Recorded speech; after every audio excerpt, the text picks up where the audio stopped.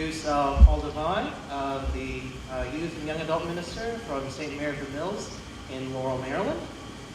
Beth Thompson, the volunteer young adult minister from the Cathedral of St. Matthew here in DC. Pierre Thompson, is there a relation? No? I don't think so. No? Okay. Just a really cool last name. Who's the volunteer adult minister from the Shrine of the Sacred Heart here in DC. Charlie Gardiner, volunteer young adult minister from St. Camillus in Silver Spring, and with the Sant Edgidio movement here in Washington, D.C. And Jonathan Lewis, the coordinator of evangelization and young adult initiatives for the Archdiocese of Washington.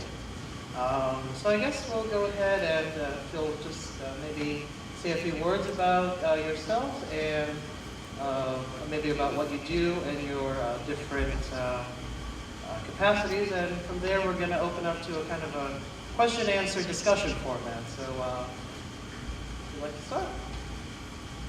Yeah, I'll go. Just sit my name first. My name is Paul Devine. I'm originally from Toledo, Ohio, and went to Ohio State, the Ohio State University, by the way, and majored in psychology. Came out to Virginia in Arlington Diocese the year afterwards as a youth minister. Kind of found that I needed to do a little bit more soul searching before I really dived into that full time. So I went and became a Life Team missionary down in Georgia at their Life Team camp. And the next 3 years served the youth on retreats when they would come up, and also a big chunk of it was the summer staff, the college students who would come up for the summers. And then got married down there. And my wife and I moved back up here, and I landed this job at St. Mary of the Mills as the youth minister and then the young adult minister. So, and I've been there since February, and yeah. Learn something new every day. I was at Crest a couple years ago, so I'm curious if you were there at the same time. My name is Beth Thompson. I just moved out here in February coming straight from grad school from Ohio University in Athens, Ohio. I'm originally from Cleveland, so this half is Midwestern. And I moved out here and immediately started looking for a community of people and ways to get involved. I work for the federal government. I don't work officially in young adult ministry, but it's always been a place where I spent a lot of my time. So found an evening mass on Sunday at St. Matthew's, and immediately got hooked into a young adult community there. And have really enjoyed kind of meeting all different kinds of people like you see up here. So I hope you guys have some questions for how to get plugged into that community once you leave school. Hi everyone, my name is Pierre Thompson. I am originally from the San Francisco Bay Area. I came out to DC in 2007, where I completed my undergraduate studies at Georgetown University. I was involved actually with a interdenominational / Protestant group for most of my time at Georgetown. InterVarsity Christian Fellowship, and then I kind of migrated into the Catholic camp. I was confirmed my senior year. I guess after graduation, I spent a little bit of time back home in California, just kind of sorting things out. I didn't get extremely involved with my hometown parish because, I was still kind of in a situation of limbo. So when I moved back to DC in March of 2012, I really made an effort to get integrated into a parish that I could really call my own. And I'm currently with Shrine of the Sacred Heart, which is a Franciscan parish in Columbia Heights. My name is Charlie Gardiner. I am originally from St. Louis, Missouri, born and raised Catholic. The only public school I went to is pre-K. And I went to the University of Notre Dame, graduated in 2010, where I studied great books in Catholic social thought.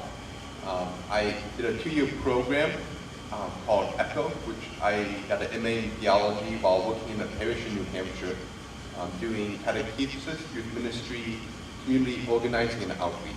I moved to DC about a year and a half ago, and I started attending Silver Spring, St. Camillus in Silver Spring. And just getting involved with young adult ministry there. And then also for the past 5 years, I've been a member of a lay movement called the Community of Sant Edgidio. It started in Rome 45 years ago by some high school students who started to read the gospel and wanted to live it out some way. And they began to tutor immigrant children in the slums around Rome. And out of this movement of coming together over the gospel and going to the margins of society arose an international movement where we try to live out the gospel through prayer, service, dialogue, and friendship with the poor. Most of my ministry has been with visiting the elderly in nursing homes and serving homeless, both here in DC and other parts of the country, and a semester in Rome also. Jonathan Lewis. I'm currently the coordinator of young adult ministry for the Archdiocese of Washington here locally, from a farm in Kansas. So we have actually 4 Midwesterners on the panel, with Pierre repping California in the middle, which is rare for a DC panel of any kind, I think. So I am an alumnus of the Catholic University of America, the other B school on the panel, and it's where I studied the School of Philosophy. I also did the ECHO program a couple years before Charlie at the University of Notre Dame, where I worked in parish catechetical ministry in Delaware, then moved to San Francisco for about 3 years working in a church there before coming here just about a year ago. So I sort of have a somewhat similar story of many people of transitioning of every sort of 2 years, picking up and moving apartments from Craigslist ad to Craigslist ad. And so I think we'll take some questions about transition or young adult life and leadership.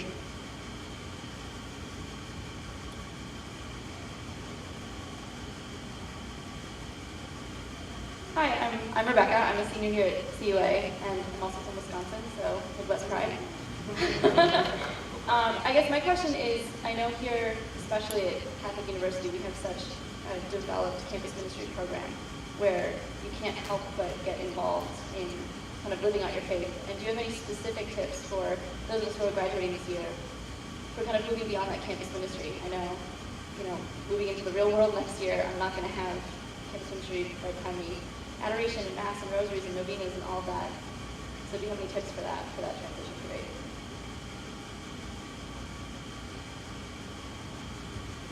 No, we don't have any recommendations for that. Don't graduate, just stay here. I'll kick off. My first 2 cents is you have to sort of become okay with the fact that it's going to be different. That's a non-negotiable. Sorry, I just wanted to. Yeah. Totally agree. And so having that as, I can understand coming from here as well, the value of a strong campus ministry program as with an undergraduate experience. And the first takeaway in my life was just, it's never going to happen again. You're not going to have the same sense of community and ministry that you do right now. And in some cases, that's probably a good thing. Because in 10 years, when we're probably mostly married or in seminary or going to have kids, we shouldn't have this kind of experience. It's meant for us now. And so the question in my mind is, what do we personally need to grow into in our own spiritual lives? And what tools do we need to support that spiritual life? And so I think campus ministry is that time of re-engagement in faith and deepening, sort of setting anchor in faith. And as we transition, we need to figure out what that anchor is going to be for us, but it's not going to look like it looks now. And I think a lot of people bounce like a ping pong ball from parish to parish in whatever town or city they go to, expecting to find something like this. And they keep bouncing until they find what they've had in the past, which isn't necessarily, I understand in one respect, because you want to find something that's dynamic. And so I think every Catholic has a right to find something that feeds them spiritually. But at the same time, I think we always have to recognize there's a newness to faith in every stage of life. And sometimes that's going to take quieting ourselves down, sort of bouncing around for a little bit, to knowing that the goal is not to keep bouncing, but to sort of learn about different communities and really learn about our own heart and our own charism. Many of the parishes that are up here have very distinctive charisms and community lives, and so finding one that's going to be there. And then the second thought I would have is that campus ministry life is built for you, to give you things. And this is my experience. It was great because it's like handheld. You go to the house and they're going to feed you. You go after adoration and they're going to have dumb movie-themed activities for you to do and to eat free food. And as we move into adult life, we move from receiving to really taking a sense of, we're called not only to receive faith, but also to share faith and take a leadership role and really kind of identifying what our work in the world is going to be, what our sort of personal apostolate and ministry is going to be. And so that requires sacrifice and giving of ourselves. And so really bouncing in parishes and experiencing different kind of parish communities has helped me recognize what are the ways that I'm called to serve and called to give. And sometimes that means waking up at 9 a.m. every Sunday to go to church because your parish doesn't have an evening mass. And sometimes it means going to the parish closest to you because really they need someone who's 21 and has some theological background because they got a bunch of 7th graders who don't have any role models like that. And even though it'd be way more fun to go to the local, if you live in DC, it'd be way more fun and easy to go to the 9 p.m. Mass on a regular basis, but you know what? St. Anthony's in Brooklyn really could use someone in their 20s to be around and to be of support. So it's that tension between recognizing it's going to be different, but also that we've each got something to give. And that requires sacrifice, but that's part of, I think, what growing in an adult faith has to be about. And I'm still discovering that in different ways, and so it's not a one-year journey either. Yeah, that was the first thought, which I don't know. I didn't know if it was okay to say that, which was like, be prepared that it's going to be different. It's going to be, you're not going to experience the same thing. Me personally, I went from Ohio, and Ohio State, I mean, and my home diocese, Toledo Diocese, is probably one of the more like liberal dioceses, and I say that word just because I don't really know of a better word to say it. And I came to Arlington, which is, I would consider just one of the more conservative, and it was just huge, eye-opening. So like I was expecting, coming from college, to have that same sort of communities, same people that, like, even if I maybe have disagreed with some of the people that were that I've lived with, like I would have that same thing, and they would practice the same way, or they would, in the word he used, charism, they would have the same charism. Came to Arlington, I mean, totally different. And so that would be a huge tip, is become acquainted and become okay with experiencing different charisms of the church, because there's so many beautiful ones out there. But and it was good. Arlington forced me to really take a look at myself, and I was very liberal, very much I would say cafeteria Catholic. And that forced me to be uncomfortable and forced me to really face, like, okay, am I going to do and believe what I say that I am? Like, if I'm Catholic, then I probably should believe what they say. And so that would be another tip, is just be okay with stretching yourself, be okay with making yourself uncomfortable. If you have these issues, the parishes that you go to, there are so many people in those parishes that are different. Then, I mean, you're dealing with like a 21-year-old, or you're dealing with, I mean, younger than that, you're dealing with high school students going all the way up to like 80-year-olds, 90-year-olds, 100-year-olds. So there's so many different views. And so if you have those kind of, these issues or uncomfortable situations, be okay with that and stop yourself before like going past that point. Like, stop yourself there and face those uncomfortable issues. Face like what you're dealing with right then and there, because if not, then you're never going to really deal with dealing with other people. You're never going to deal with dealing with other charisms. You're never going to fully, I think, like mature in the way that we're supposed to if we just sort of move past the uncomfortableness. And then the other one that Jonathan was saying was, which I heard a cool quote about it, and I forget it exactly, but. From when we're born till probably like right around college time, we are given more than we could possibly ever give back. Everything from when you're born till now, people have just constantly been giving and giving and giving to you specifically. Now, until you die, you will give back more than you could possibly ever receive. And I think the biggest tip is to start getting involved right now in giving more, because it's going to help your transition. If you get that mentality in your head that it's no longer about me. Yes, I receive the Eucharist, which is the most important thing as a community. Like, I'm there to receive, but it's now about how am I giving that Eucharist out to other people? How am I giving my ministry out to other people? So if you're not involved in some way with giving right now, get involved some way. Start getting involved, because that is how communities, when you're older, come together, is by giving.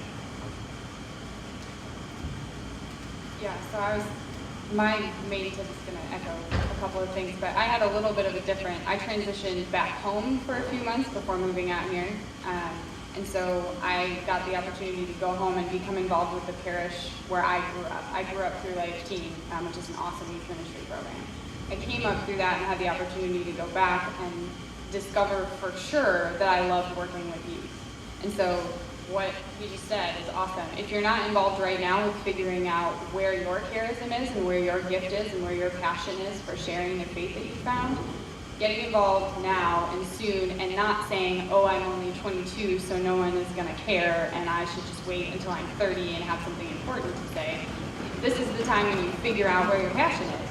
And facing up to the issues that might make it a little tougher for you right now is really important. So I was really blessed to be able to have that kind of in-between transition opportunity. Moved out here, and young adult ministry is really big in the district, and youth ministry is different from how it is in Ohio, basically, is what I'll say.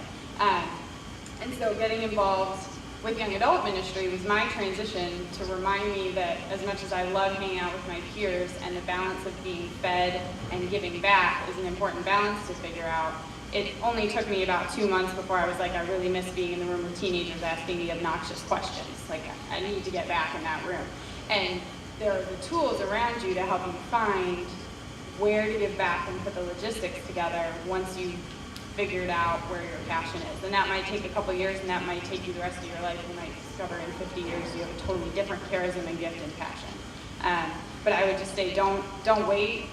Jump in with where you feel your heart being called to, and there is an awesome community of people no matter where you go, from Ohio to Florida to here, everywhere I've been. You can find people. So just don't be afraid to pursue it. Well, I really couldn't agree more with what the panelists before me have said. I think that, it's really important to understand that you need to be able to make some compromises, but also be open-minded to other types of, a religious lifestyle than maybe what you've had in college. One thing that I would point out is that, at least in the Archdiocese of Washington, there's such a diversity of parishes that if you happen to be staying here after graduation, which I think is a good place to stay, you should definitely take some time to investigate the different parishes. I know that when I moved back to DC, I spent a good couple of weeks doing what I call church hopping, essentially attending different services until I found one that really matched what I was looking for. Of course, it was helpful that I came back to DC, I think, during Holy Week, so there was an abundance of services to be had. But that having been said, I think that my experience post-graduation has actually been deeper and more fulfilling than my Catholic experience while I was at Georgetown University. I found that at my church there's a lot of, it's a very multicultural environment. There is a lot of need, and that kind of goes to what people were saying about stepping up and putting yourself out there. That was something that I really did as soon as I got connected with my parish. I just kind of volunteered for everything. I'm an usher server, an usher, a Eucharistic minister. I do home visits, help out with a lot of young adult programming.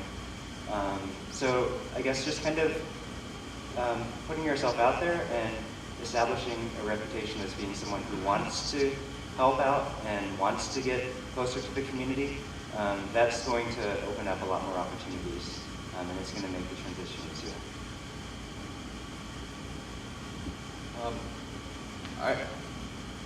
I agree with all the other panelists, and so I'm going to share an image that I think is helpful. Think about this time as a greenhouse. You're in a bit of a shelter, and you have all the nutrients, you have all these things that allow you to grow and get a great and wonderful start. And what you choose to do now does affect how you will grow later. So you have to be intentional about how you're shaping your life right now. It's not disconnected from the outside world. It isn't a pause from reality, but it's preparation for how you want your life to be. So that when you're transplanted outside of this greenhouse, you can grow those deep roots and you can begin to bear fruit for others. And it can be very beautiful, even if it's difficult and not easy at times.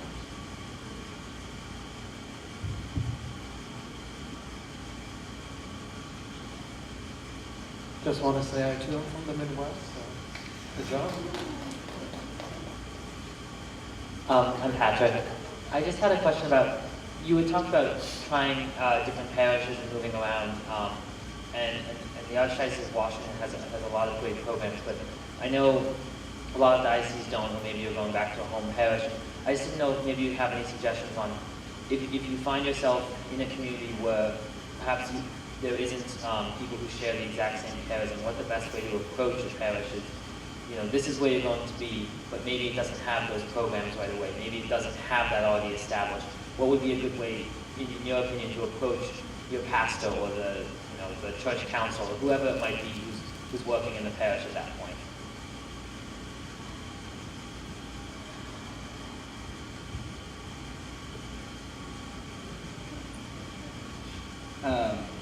It's a great question. And something that was not said as much in the past question is, what I hear regularly from young adults and a lot of my friends is that so often people who come from dynamic programs like Notre Dame or Catholic U will move somewhere like Kansas or Ohio and go to a home parish in a suburban community and want to get back involved. And there often aren't natural opportunities to get back involved. And God bless them, priests are busy and overworked and overstressed and oftentimes short in resources. And so when they are trying to keep all the things juggled that they have in a particular parish, and someone comes in and says, hey, I'm new and I want to do this thing, or what are you doing for me?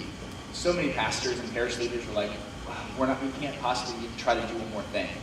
And so often I think people have a different heartbeat or rhythm, and young adults, what I think we bring to the church and need to bring to the church more is that energy and enthusiasm and creativity. But often parishes aren't ready to receive that. And so just like a plant that hasn't been watered for a while, if you pour a bunch of water on it, it just drips right through. And so there's a process for tending soil, and with a different rhythm, I sort of think it's valuable to sort of identify what the rhythm and gifts that the parish community has first, and to see what there might be some resonance and opportunity to connect into. Recognizing that first thing might not fulfill you, might not be the thing that's going to be for you in your spiritual life. But to start by working with the parish and getting involved before there's a sense of well, I want to do this thing, let's try this other thing too. Because I know oftentimes coming from working in parish for the last 5 years, if someone comes in and has this new idea of thing they want to do, it's like, okay, we're trying to just juggle and keep up all the things we're doing right now. We can't possibly support one more thing. But you might be right, and there might be a need to do that thing. Things just don't happen as quickly as they do at a student organization here. You can sort of start something and get 20 people to show up, and all of a sudden you've got a new club next week at Catholic U. Parishes don't work like that, and maybe they should work more like that. But the question is, how do you get there? And not losing faith, not losing hope, because it's not going to happen quickly, because it's probably not going to happen quickly. And that's where maybe there's a need to sort of wipe your sandals off, kick your dust off and go somewhere else if there's not a welcoming community. But I certainly think there's got to be an earnest effort to try. And there is someone in my job, or at least who's responsible for young adults in every diocese in the United States. They might not have just that job, but there's at least someone to go to. And so certainly starting with your local pastor or director of religious ministry is great, but being willing to sort of check in on diocesan websites wherever you go, or with the local young adult coordinator, just start there and just ask the question, what's going on? What would you recommend? If I can ever help, let me know.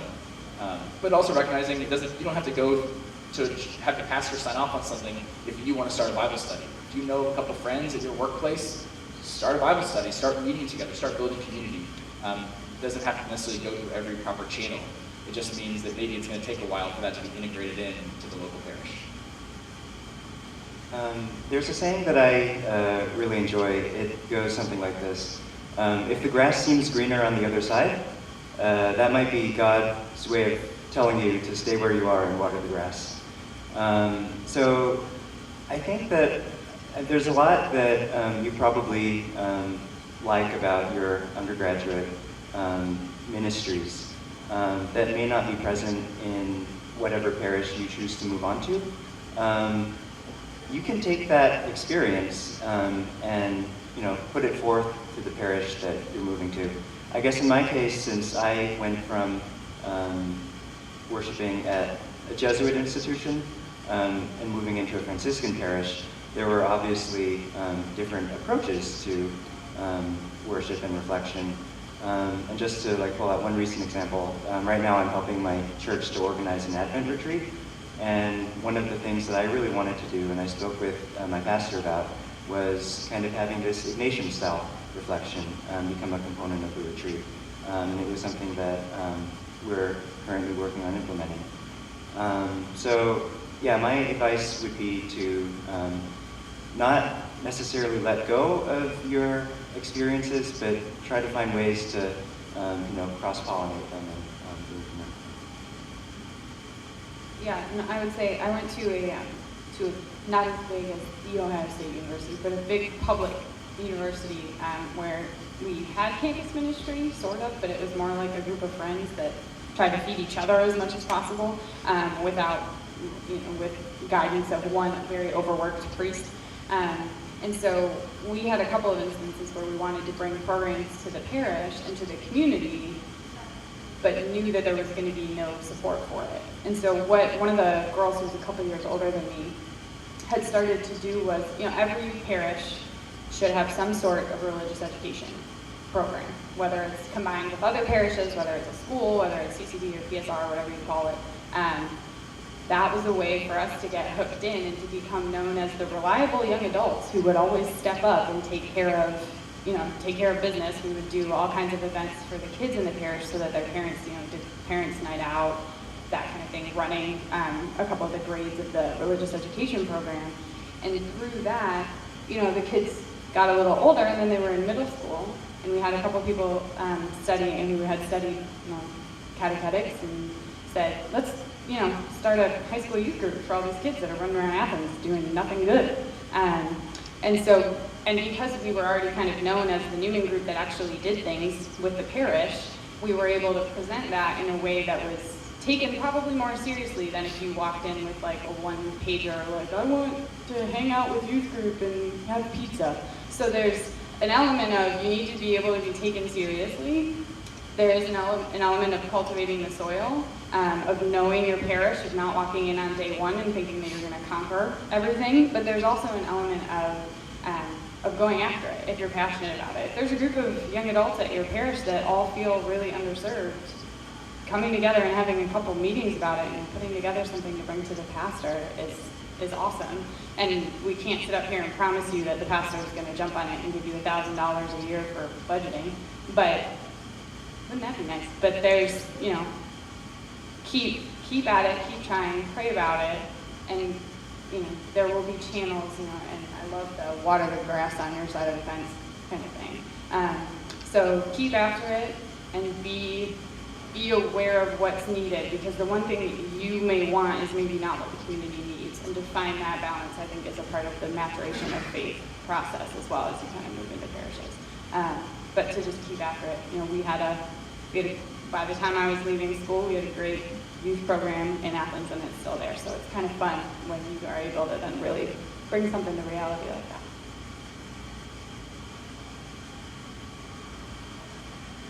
I think just what's going through my head is an example of a couple of guys were working at an internship this past summer and went to church at our church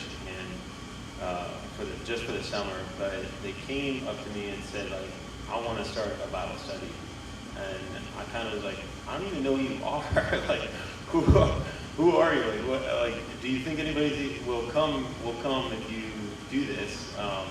I think that once they thought it through, they would realize, we don't actually know it. We don't know the people there. We just kind of we just thought that this would be a great idea. And I think that it was great. It is a great idea.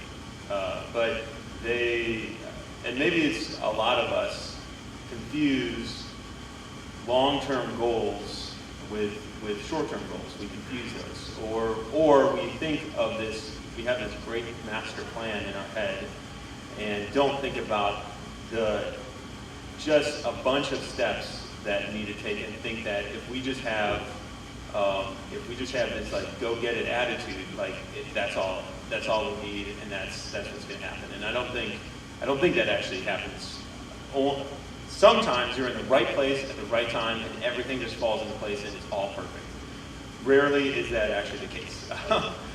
So it takes some time for, especially just with like that long-term plan, that master plan, that idea that you have. Those ideas that you have are awesome, and they are worth implementing.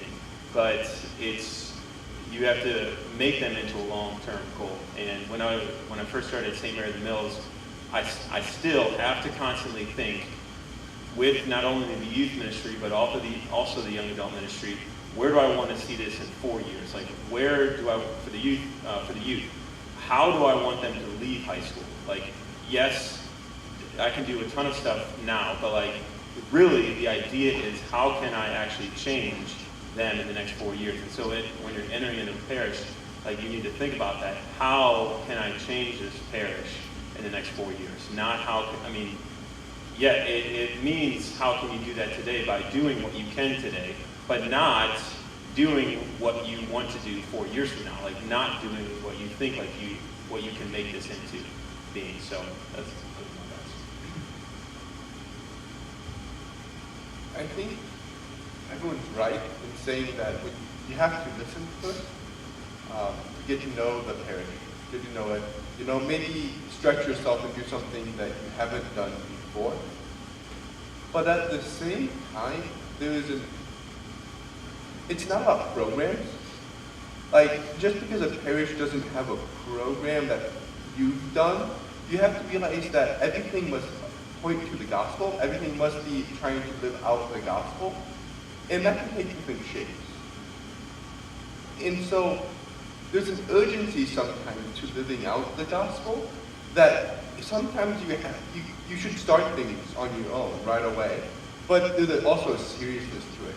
In the Gospel of Luke, Jesus said, blessed are those who hear the word of God and observe it.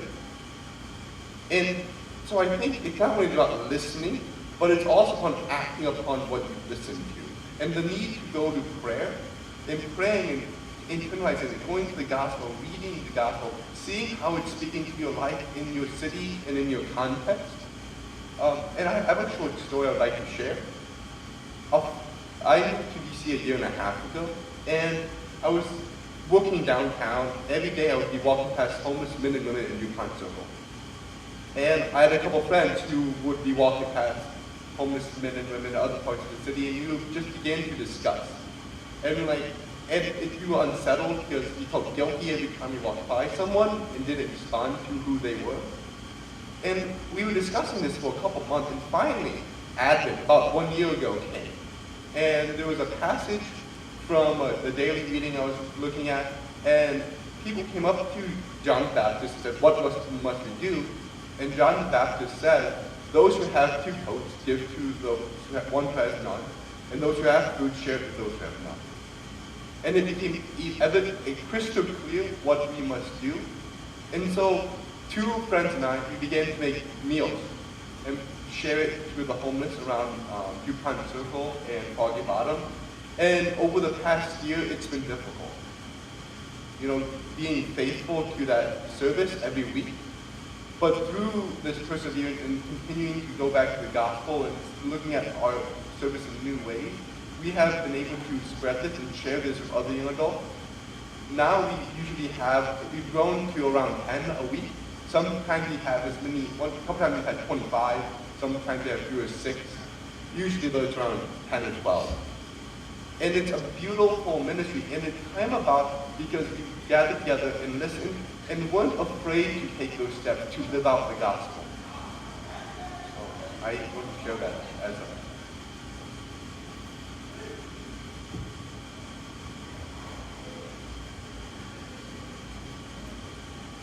Hi, I'm Amanda, and I'm from Shrine of the Most Blessed Sacrament.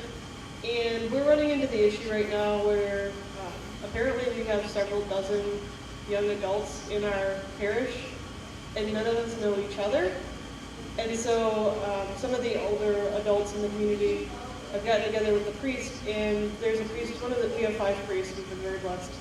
One of them is very geared to trying to get a group together for young adults, but we're hitting a roadblock as to what we can do to get started. Exactly, like, does it meet up for coffee, or should we just try to do something in the community? Like, we're kind of running out of ideas, because there's a lot of stuff in our parish community, and there's also a school next door, so a lot of the young adults who know each other because they have kids, and those of us that are single or don't have kids kind of are scattered throughout the church and we don't know each other. So we're trying to get some sort of a program with that, and I'm trying to help with that, but we're all kind of hitting a roadblock. So do you have any ideas for that? Yeah. First of all, I'd love to talk afterwards. It's literally my job to help you with things like that. So I'd be happy to talk longer. As it relates to general knowledge, there are a couple of things that I think can be really valuable. Part of my reflection in working with parishes is that most people have pastors included, and parish council have no idea who the young adults are in their parish, because they're not the daily mass people. They're not often in a place enough to volunteer, long term, and so people sort of come and go. As even I'm an example, and many on this panel, like, we're here for a year, then we're going there for a year, we're home for a couple months, and we're back. And so it's hard to know just who's there, and you can't invite people if you don't know them. And so what I would recommend is just sort of start first with the people you know, but then also look around and work with people in the parish to identify who are these young adults who are around, because oftentimes you forget how many people in our state of life there are that are connected to parish. So for example, every parish has an RCA program. About half or more of people who go through RCA do so in their 20s and 30s, often for marriage prep, to prepare for being married in the church. So go through the last 3 or 4 years of people who've gone through RCIA, see what names come up for young adults. Who are the teachers at the Catholic elementary school? Who are the catechists at the religious ed program? Who are the youth ministry volunteers? Who are the people who have, parents who have children who live in the parish and maybe move back home? But maybe sort of starting with a pseudo young adult census. And certainly the pastor or the parish secretary are going to know a handful of people off the top of their head, especially if they're children of families who've been involved in the parish. But all of a sudden, you start sort of going through different creative lists in the parish, you might come up with an extra 20, 30 people that you didn't know before. And then you can make personal invitations about that. When Charlie says it's not about programs, I think he's dead on. That it's about people, not programs. And so start with people. Build personal relationships. If you're publicizing something, don't just hand something out as though people are consumers. Like, you go to a shopping mall and decide if you want to take something. Like, don't just hand something to someone hoping they're going to read it, be transformed by your beautiful flyer with a great graphic, and then show up to something. Shake their hand, introduce yourself, even if they're buzzing out of mass. Try to stop them, even for a second, just to say hello, and try to get their contact information, and then follow up with an email saying it was really nice meeting them. Begin to build that relationship with that small community is a great place to start. And then I think gathering together and sort of just listening, as Charlie talked about, and building a connection with the pastor. So, have a dinner with the pastor, try to organize something like that, just so the pastor can begin to see and begin to hear the population that's a bit larger than you might realize. The needs of a community, which statistically, in Washington, D.C., 44% of the entire population are in their 20s and 30s. In the suburbs north of D.C., it's about 27 to 33%, depending on what county you're in. So we're not a small group of people. There are actually lots of us out there. It's just that our butts aren't in church, statistically, as a generation. And so we've got to start, one, by building a community of those who are there, so that we can be evangelizers in our own workplaces and communities. And sometimes that means personally inviting people who really, so many are just waiting to be asked, especially during the Christmas season, to come to an Advent concert, or to come to a service event, or to come to a Christmas Mass. There are people who are seeking community, and I think that parishes can provide that. I think that as you begin to think about young adult ministry in a parish, you have to be careful not to structure it like youth group for adults. Because, to be honest, many young adults are busy, I don't want to say more important things with their time, but they make priorities. And sometimes just to get together isn't always on the top of the list. And don't get me wrong, the reason why I'm involved with St. Camillus Young Adults is very much because I wanted a community of peers and friends to go to church with. I think it's important to have friendship in parishes to make communities, though it shouldn't always be limited to young adults. I think that friendship should extend elsewhere. But I think, as Jonathan mentioned too, I think there needs to be a purpose for gathering together. There needs to be a purpose. And I think a Bible study could do it, but if you really think about your friend who doesn't go to church that often, I know everyone has one, like what would attract them to come to a parish? And I think sometimes it's the gospel. There's an authenticity of like doing service. And I think that in many ways can draw people in and have an experience and open them to another encounter at a parish as well. One of the paradoxes about the young adult community at Sacred Heart, which is the church that I attend, is that the young adults know each other very, very well and spend a lot of time together and in fellowship, but we don't actually have a lot of programming that's specific to the young adult community. And I think that goes to show that it's kind of got to be an organic process. Like the young adults have to be intentional about getting to know each other. Just kind of two ideas that came to mind that I think you might be able to implement kind of quickly. One thing we do is every month we have a brunch for the young adults, and oftentimes we end up getting a lot more than just young adults who want to have brunch. But like that's a regular occurrence that can kind of bring new people in and make sure that everyone's always getting to know everyone else. The other thing that I've noticed at my parish is that a lot of young adults choose to live together, like in the same housing. And I know that it might be difficult to force people to live together, but like if you can find some way to make that available, like every so often people will use the young adult listserv at my parish to say that they are moving to a new place and are looking for a roommate.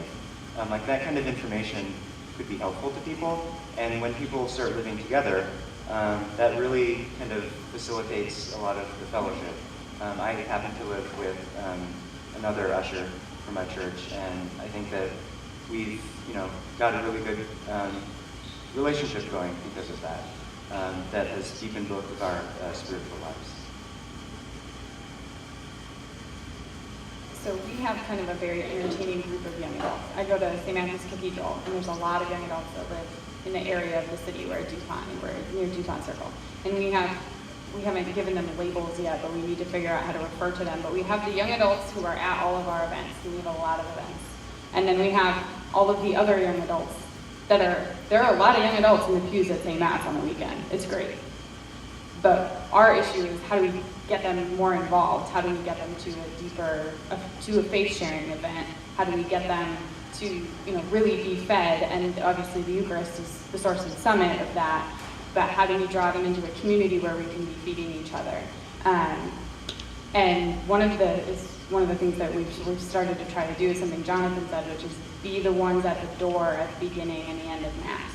Shaking hands, handing out the bulletin, saying, "Have a blessed week, welcome to St. Matthew's," so that they see your face. And if they see your face once a month and they see a group of young adults sitting together, it feels more welcoming than to have an announcement in the bulletin every week that says, "Hey, there's this group of people that do this thing."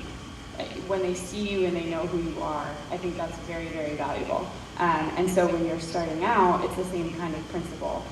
Even if there's only a few of you, be the ones at the door.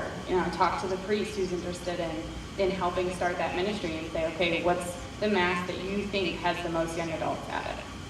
How do we become more visible at that Mass? And do we do a brunch after that Mass once a month? Or do we do a dinner review once a month? But to start to have that conversation and to be the faces in the parish, I think, is important because it does. The personal connection is very, very valuable. I would just say two really, or maybe three practical things. One is provide babysitting. That's huge. And if you need babysitters, go to your youth minister at the church and be like, your youth should do this as a fundraiser. Because if that youth minister was smart, they would do it. And then the second one would be, if you're having trouble getting a date together with the adults, I have just found this awesome web program. It's called Doodle, and it's like I'm using it. I think I send something out like every single week with Doodle now because that's one of the hardest things is trying to get a meeting together with a bunch of youth ministers and stuff, or a bunch of young adults too. Like it's easy. You just you have like a bunch of columns and they just choose which ones they can make it to, and then you just make it at the one that most people can go to.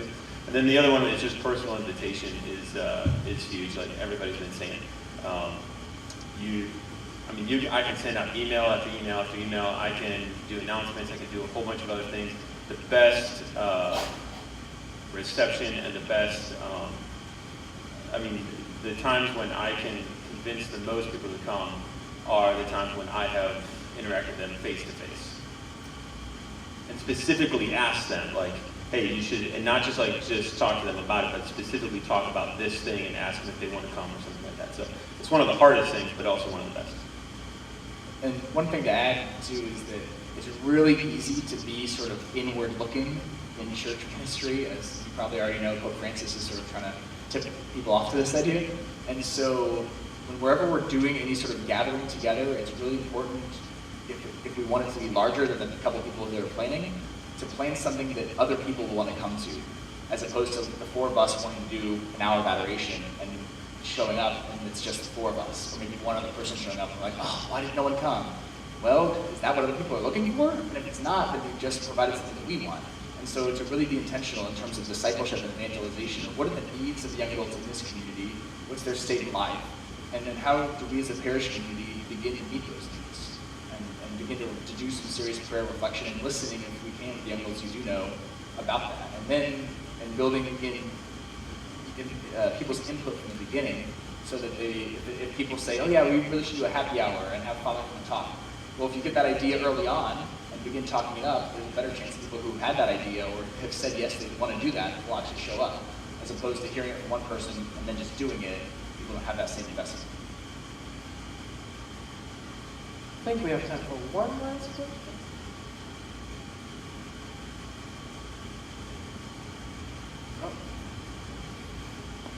Hi. Hello.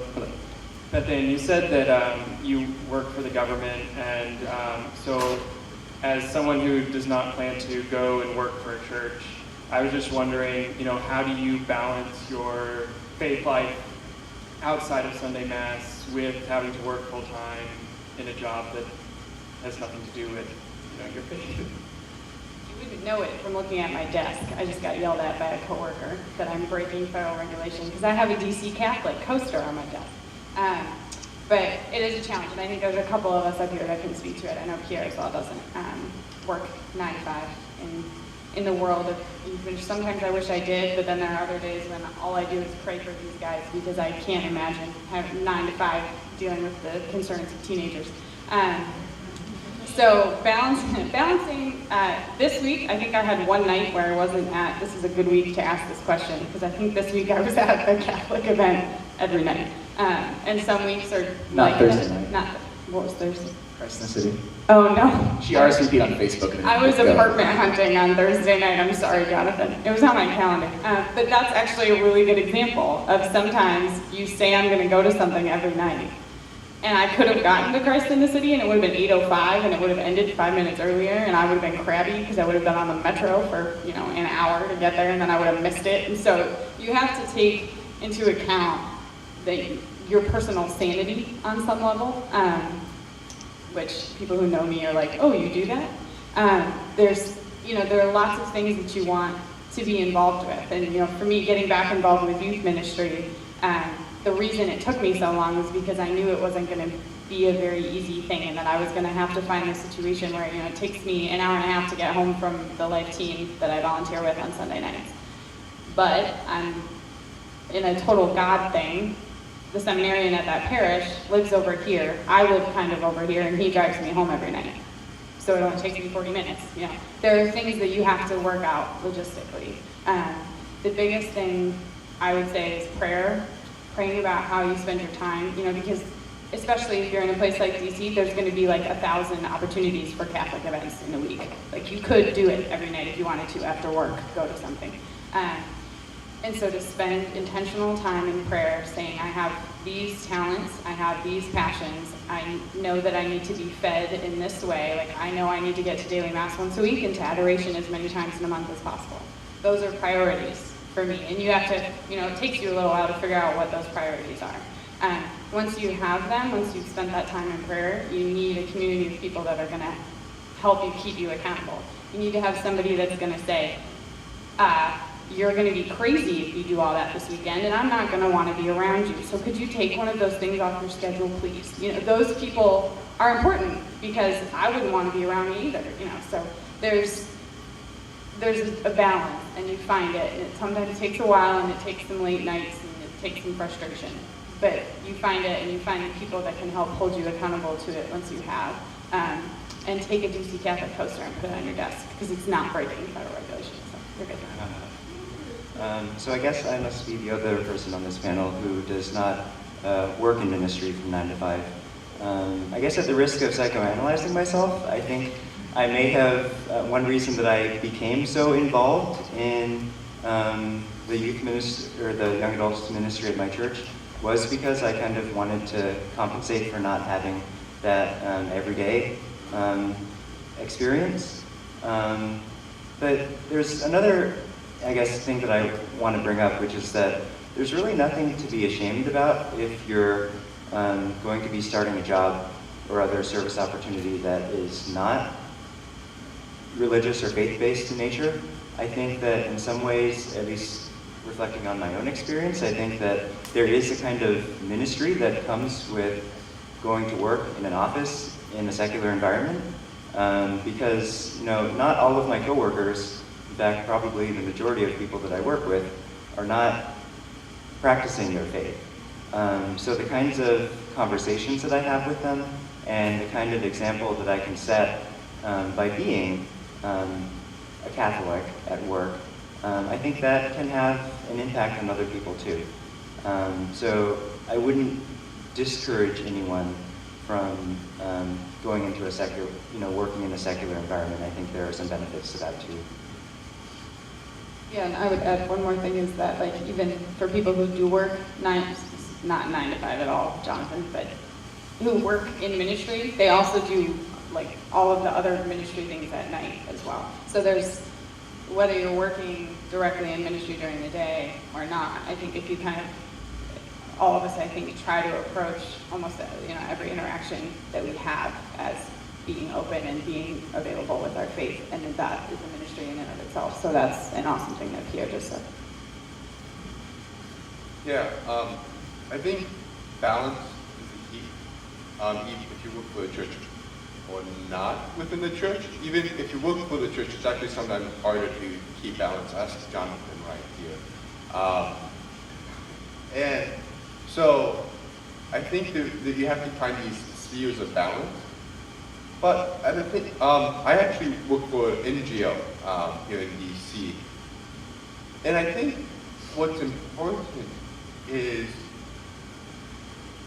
there's the authenticity in, like, our faith transforms us. It affects who we are. It affects how we interact with people. It affects what we desire from our workplace even, and how we approach it.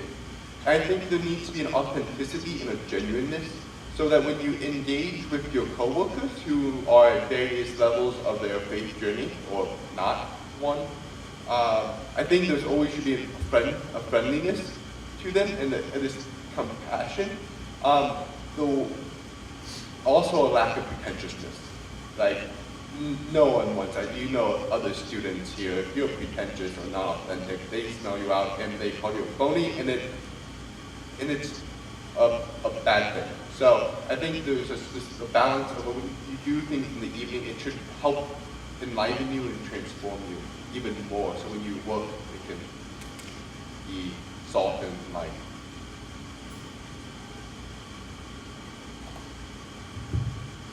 My last parting comment will be a sort of pitch, which is, if you are going to stay in the Archdiocese of Washington, the DC area or surrounding area in Virginia or Maryland, we've got a ton of opportunities. So that's my business cards back there.